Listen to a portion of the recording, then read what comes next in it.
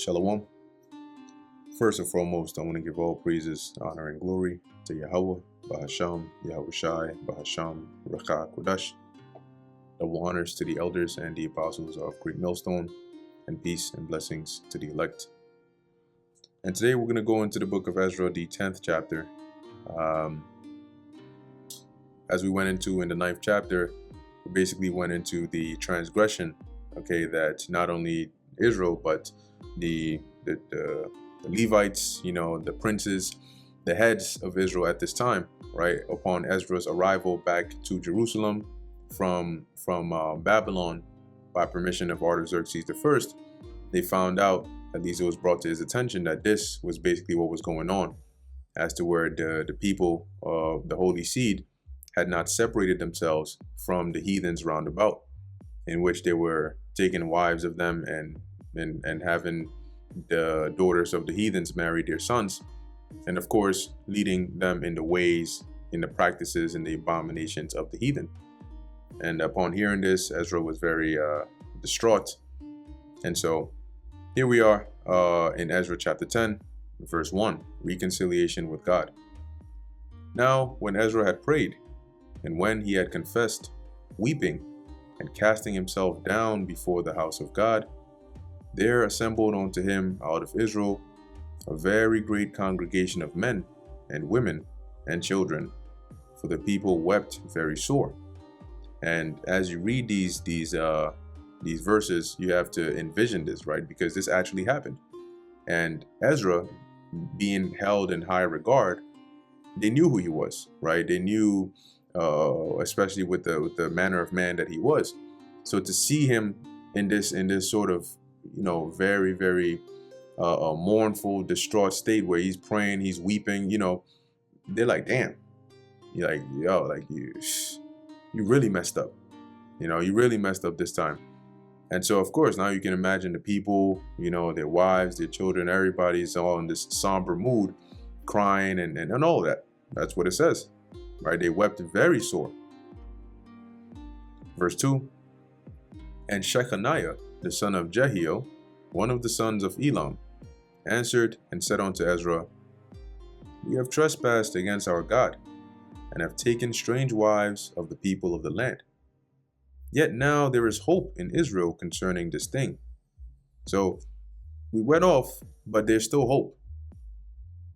Now therefore let us make a covenant with our God to put away all the wives, and such as are born of them, according to the counsel of my Lord, and of those that tremble at the commandment of our God, and let it be done according to the law. So pretty much, let's make this right. We can still repent from this.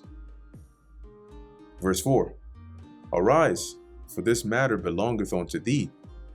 We also will be with thee. Be of good courage and do it. So he was exhorting Ezra, which that was one of the main reasons, right, why the Lord sent Ezra here, because Israel was going off and they needed one to guide them and lead them in the right way. Since at this point we didn't have kings and all of that anymore. Okay, verse 5. Then arose Ezra and made the chief priests, Levites, and all Israel to swear that they should do according to this word. And they swear.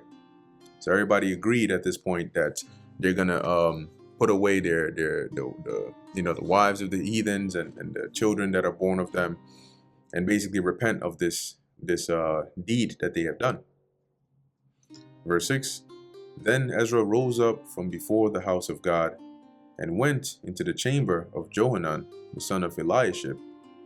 And when he came thither, he did eat no bread, nor drink water, for he mourned because of the transgression of them that had been carried away. And they made proclamation throughout Judah and Jerusalem unto all the children of the captivity, that they should gather themselves together unto Jerusalem. So the word was going out, the announcement was going out, that everybody who was over there, everybody has to gather in Jerusalem.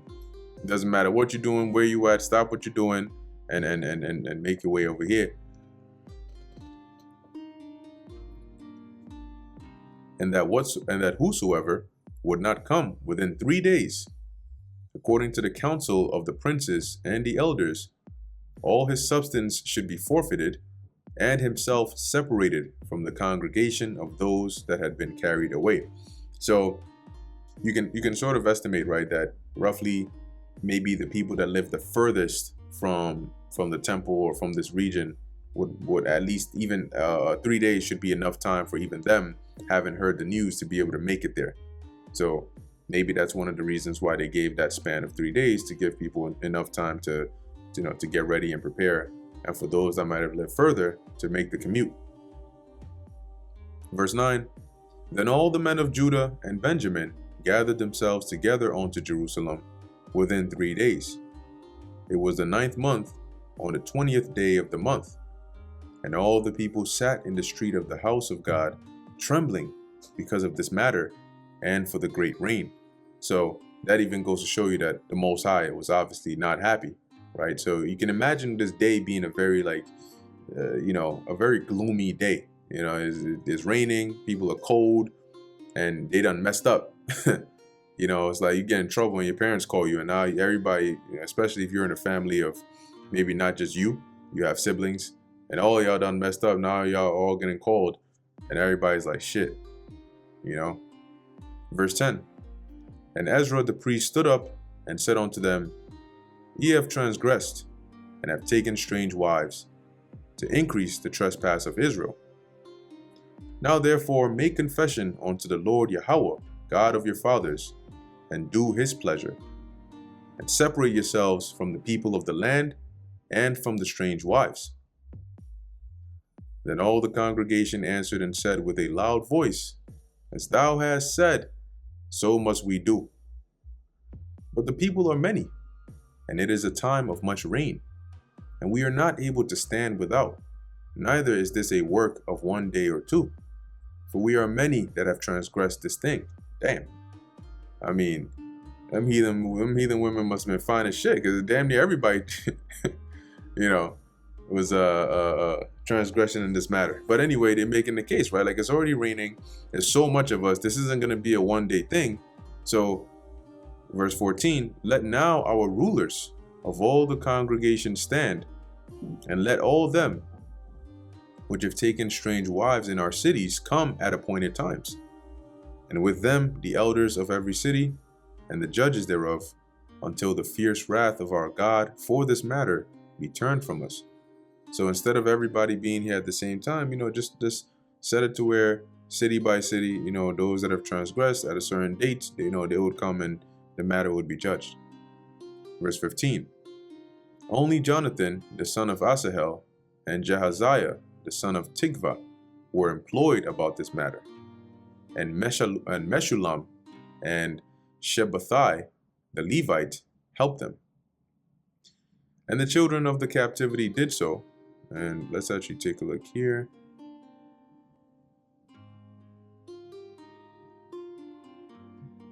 Let's see. Let's take a look at the word employed. Only John, the son of Tikva, were employed.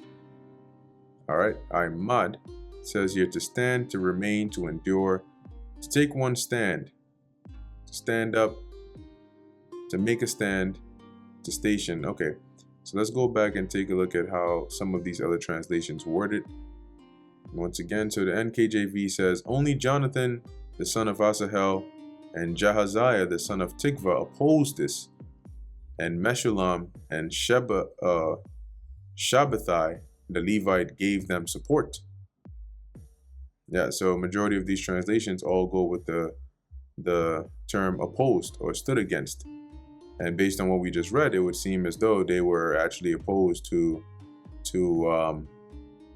this basically like this idea that the people came with. Now, could it have been because, for whatever reason it may be, maybe they were like, no, we should deal with it right now, or whatever the case is. It doesn't really expound too much on it, but it does highlight them, being, as it says, employed about this matter. So it could mean that, right? Or it could mean that they were like those that didn't, who knows? Those that didn't partake in this. Let's see. Anyway, the children of the captivity did so, and Ezra the priest, with certain chief of the fathers, after the house of their fathers, and all of them by their names were separated, and sat down in the first day of the 10th month to examine the matter. And this goes to show you, right, that like this is practical, right? There are some cases that arise, situations that arise, that not everybody's going to be in agreement with the idea or with the plan of action going forward, right? Some might have different ideas, but that's all part of life, right? The practicalities. Anyway, verse 17, and they made an end with all the men that had taken strange wives by the first day of the first month. So they started this, the 10th month, the first day of the 10th month. And then, it took them a couple of months to handle everybody's case.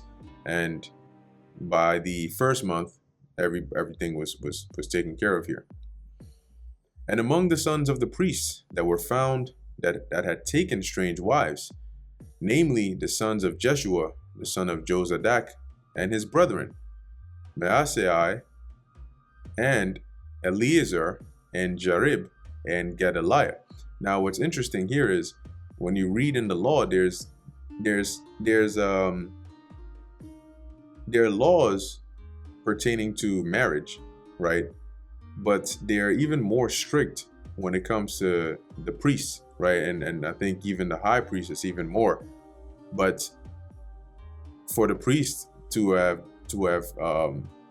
been even partakers of this matter here, you can sort of understand why it was that Ezra was so upset when he heard this. Verse 19, and they gave their hands that they would put away their wives, and being guilty, they offered a ram of the flock for their trespass. And the sons of Emer, Hanani, and Zebadiah. And the sons of Harim, Maaseiah, and Elijah, and Shemaiah, and Jahiel, and Uzziah. And the sons of Pashur, Elionai, Maaseiah, Ishmael, Nathaniel, Jozabad, Elisah. Also of the Levites, Jozabad, Shimei, Kelaiah, the same is Kelita, Pethahiah, Judah, and Eleazar. Of the singers also Eliashib, and of the porters Shallum, and Telem, and Uri.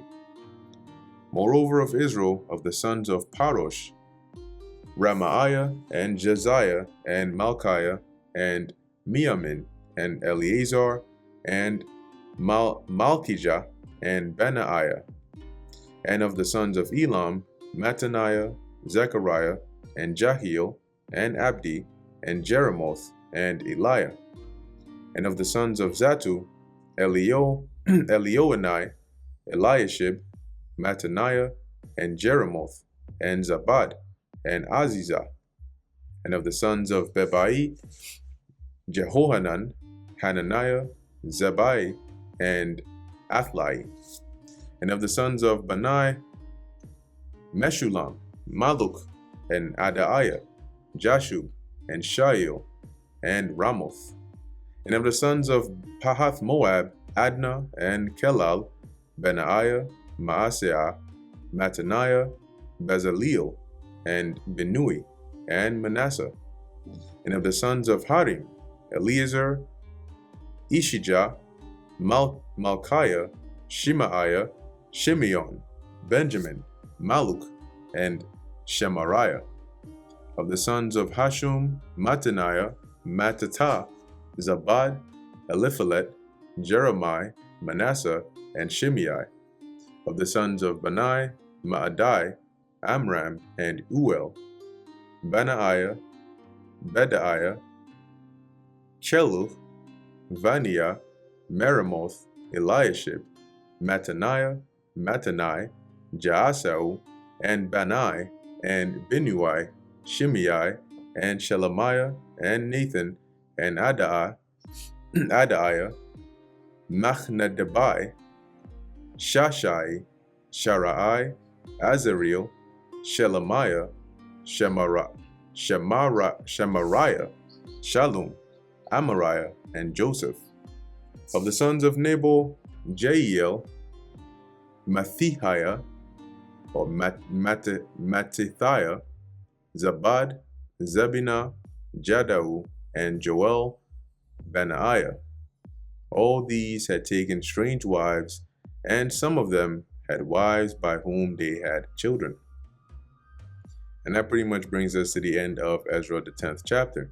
So as you can see, now this mainly dealt with the putting away of this iniquity that that was committed in Israel. Of course, like it says, even by the elders, the priests, all of them. Okay, and they give you a nice account and record of those that were found to be to have partaken of this. So with that, Lord willing, this was edifying to the elect. In closing, I want to give all praises, honor, and glory to Yahweh, Bahasham, Yahweh Shai, Bahasham, Racha Kodesh. And until next time, Shalom.